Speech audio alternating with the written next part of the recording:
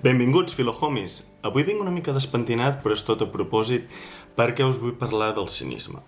El cinisme més aviat com a filosofia, com a escola de vida, que va ser un moviment de la Grècia antiga que rep aquest nom per dues possibles teories. La primera seria que un dels seus majors exponents, Diògenes el cínic o Diògenes el gos, com que es comportava talment com una bèstia, com un animal sense domesticar, com un gos salvatge, doncs va donar el nom de la secta dels gossos al seu moviment, el moviment dels cínics, perquè kinos en grec és gos.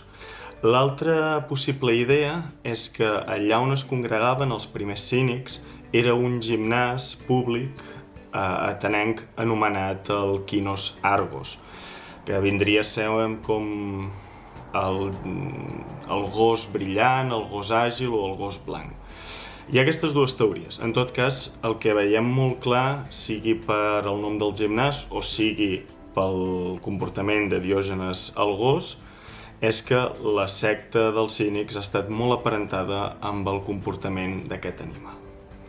El que pretenien ells era trencar amb el conformisme, trencar amb la normativitat, tornar, si es vol, a la natura, a les convencions no establertes pels éssers humans, sinó a la llibertat del viure. I és per això que amb el temps ens ha arribat la paraula cínic, el que passa és que una mica deformada. El que trobo molt interessant és veure com actuaven els cínics. I això és interessant perquè de Diògenes, el cínic, no se'ns ha conservat cap obra escrita.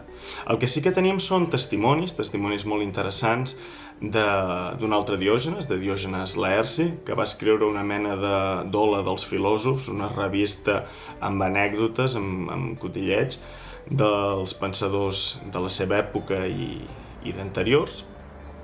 I aquí se'ns explica, per exemple, que en una ocasió, quan Diògenes es troba amb Plató, aquest li fa una broma sobre la definició d'home que ell havia fet. La broma és la següent. Plató havia definit l'home com a un bíped sense plomes. Aleshores, Diògenes el cínic va robar un pollastre, el va desplomar i li va tirar a la cara de Plató i li va dir: aquí tens el teu home. Diuen després que Plató va haver de canviar la definició i va dir que l'home era un bíped sense plomes i amb les ungles dels peus planeres. En tot cas, aquesta reacció és la reacció cínica de l'inconformisme, de mostrar amb humor fins i tot, amb la sàtira més ferotge, aquest inconformisme de les normes. El filoconsell, l'activitat que us proposo és fer un tuit una mica àcid. No perquè haguem de ser sempre àcids, no perquè haguem de ser sarcàstics o cínics, sempre a la vida, però sí que penso que a vegades va bé. Quan les coses van molt mal dades, quan la situació és bastant punxeguda, és bo que també traguem aquesta ràbia d'alguna manera que no sigui físicament. Aleshores, jo aquí he preparat un tuit que m'agradaria enviar, que és el següent. En aquest cas va dirigit al Departament d'Educació, que ens ha donat tan bones normes enguany per preparar el següent curs.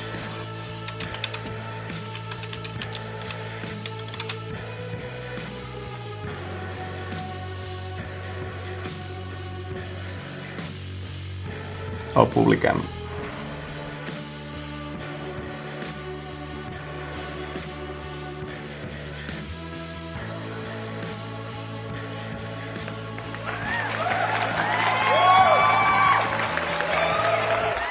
I això seria tot. A reveure. A veure, que sembla mentida que en plena era digital us hagi d'explicar.